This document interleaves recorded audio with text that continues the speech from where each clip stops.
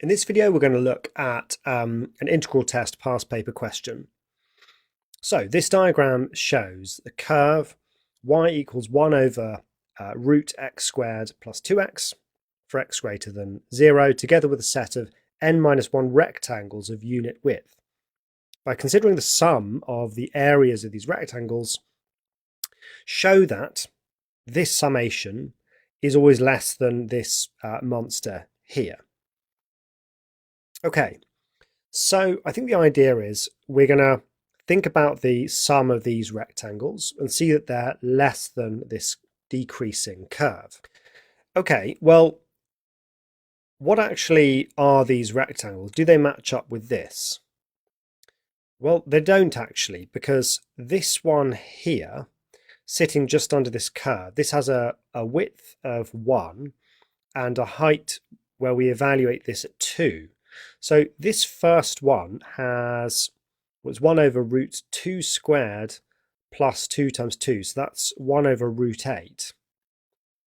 I'm not going to bother simplifying. And then the next one, well, I want to sub in 3. It's 3 squared, 9 plus 6.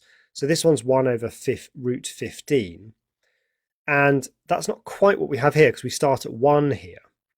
So that's interesting. So this here, so what we can actually say then is that the sum from r equals 2, we start at 2 to n, because the last one we sub in is n, that gets us there, of 1 over root r squared plus 2r.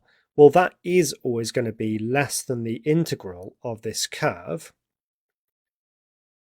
x squared plus 2x dx, from 1 up to n. So this will establish something. Oh, but all we need to do is add on the case where r equals 1.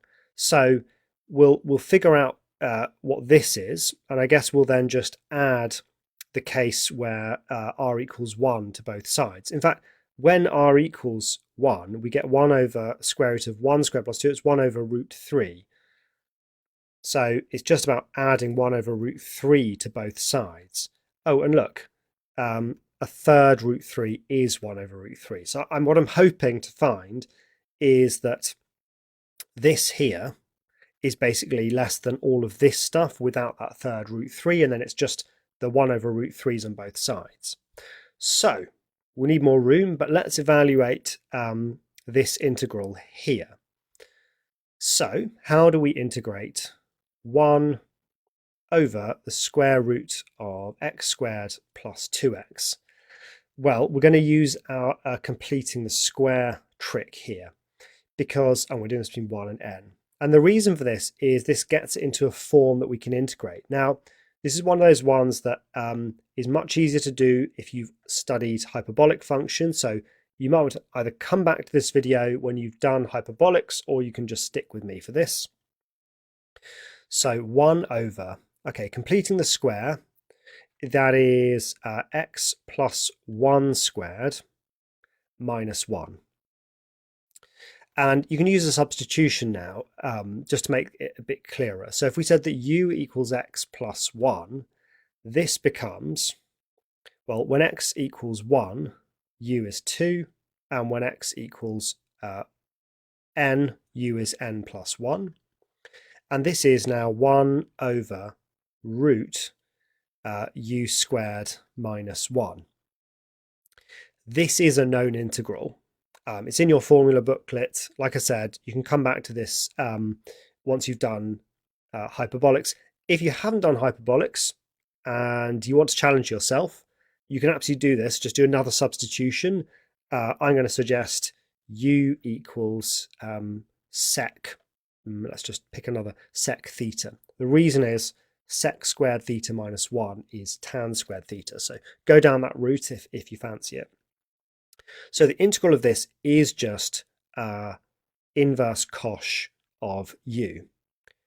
So inverse cosh of u, and I'm evaluating that between 2 and n plus 1. So what do we get? Well, it's cosh n plus 1 minus cosh u. Rather cosh inverse of n plus 1 minus cosh inverse of 2. What is cosh inverse? Well, we've got a formula for that. It's ln of this thing, n plus 1, plus the square root of 1 plus this thing.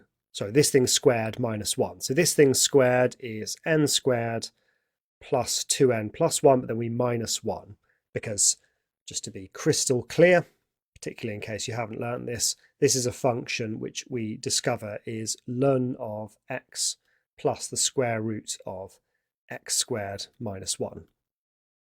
Okay, that is cosh of n plus 1 minus cosh 2, which is ln of 2 plus the square root of 2 squared minus 1, which is root 3.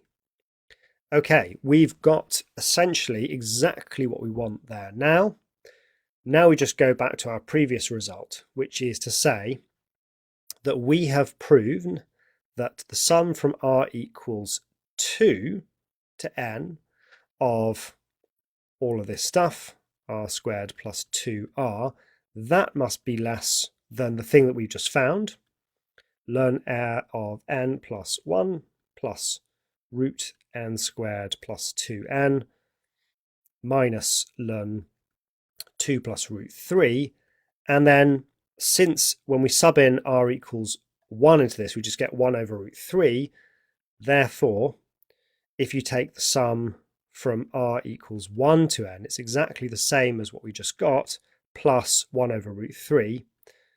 And 1 over root 3 is a third root 3.